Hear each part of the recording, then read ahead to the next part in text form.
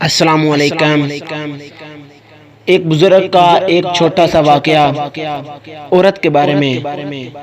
ایک مرتبہ ایک بزرگ نے ایک محفل میں اپنی بند ہتھیلی کو سب کی طرف کر کے دریافت فرمایا، میرے ہاتھ میں کیا ہے؟ کچھ نے جواب دیا، شاید آپ کے ہاتھ میں ہیرے جواہرات ہیں۔ پھر ایک صاحب سے پوچھا، انہوں نے بھی کچھ سوچ کے بعد جواب دیا، شاید سونا ہے۔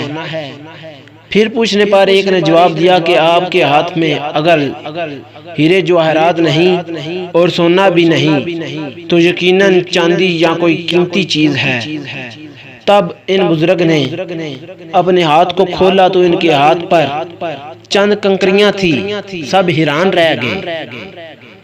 تو ان بزرگوں نے ارشاد کیا، عورت کی مثال اس بند مٹھی کی طرح ہے، اگر وہ بند ہے یعنی باپردہ ہے تو ہیرے جواہرات سونا چاندی کی مانند ہے اور اس کی پیش بہا قیمت ہے، لیکن اگر وہ مٹھی کی طرح کھل جائے یعنی بے پردہ ہو جائے تو وہ بے وقت پتھر اور کنکریوں کی مانند ہے، جس کی کوئی عزت اور قیمت نہیں ہے۔